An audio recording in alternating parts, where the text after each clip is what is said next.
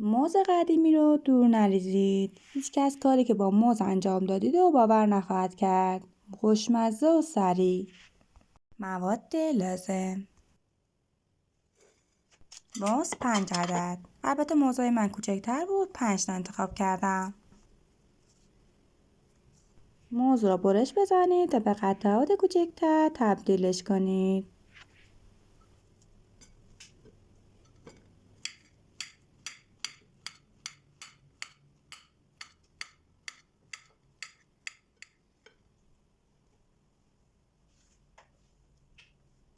دوستان عزیزم، با لایک و سابسکرایب کردم باعث میشین که من انگیزه بیشتری بگیرم و از کانال من حمایت میکنین. خیلی ممنونم ازتون.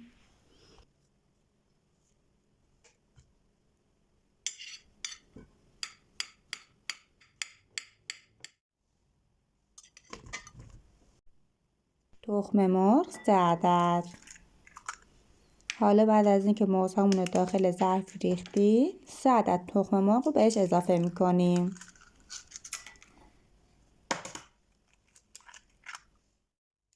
موز و تخم مرغ داخل یه مخروط بریزید یا با گوشتور و زرقی کاملا لهش کنید طوری که موادمون یک دست بشه. شکر 4 قاشق.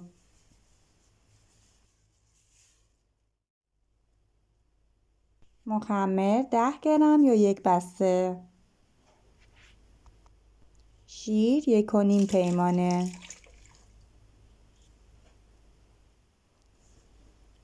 آب گرم 1.5 پیمانه. در جریان باشید که پیمانه های من لیوان فرانسوی بود. موادمون رو مخلوط میکنیم. آرد 3.5 پیمانه یا 420 گرم. ابتدا آردمون رو از علک عبور میدیم و همه آردمون رو علک میکنیم تا بافت بهتری داشته باشه.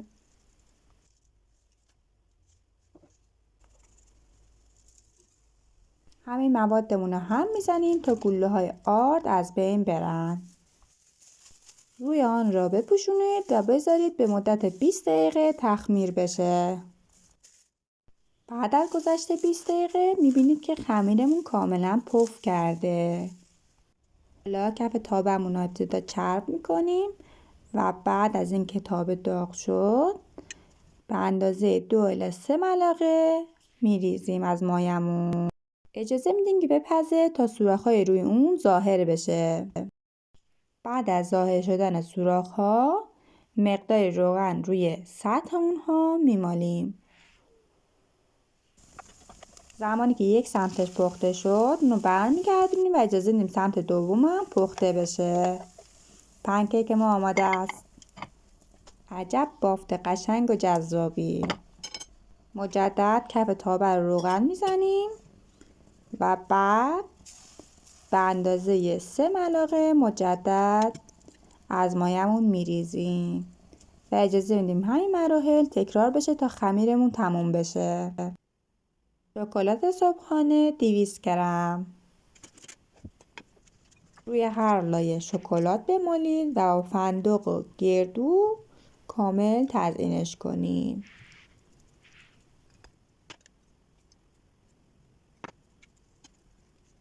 همین مراحل رو تکرار میکنیم تا زمانی که تمام لایه هامون تموم بشه و آخرین لایه را مطابق همین فیلم عمل میکنیم. دقت کنید که شما میتونید از گردو یا هر آجیل دیگه ای استفاده کنید، فرقی نداره. همه این دستور رو میخوان. خوشمزه و آسونه. من عزیزم اگر از ویدیو خوشتون اومد میتونید ویدیو رو به اشتراک بذارید. کیک خوشمزه ما آماده است. نوش جان. این کیک رو میتونید به عنوان کیک تولدم آماده کنید، برش بزنید و سرو کنید. کیک چند لایه خوشمزه و جذاب ما آماده است. یه دستورالعمل آسان و سریع. یعنی از تست کردنش و خوشمزه بودنش هرچی بگم کم گفتم. اگر هنوز عضو کانال نشدین حتما مشترک بشین. خوشحال میشم شما رو ببینم. اگر سوالی دارید حتما بپرسید، پاسختون رو خواهم داد. از اینکه تماشا کردید متشکرم و عذرخواهی میکنم بابت صدا چون کمی سرما خوردم. لطفاً زنگوله رو روشن کنید که اولین نفر فیلم بعدی رو ببینید. دوستتون دارم.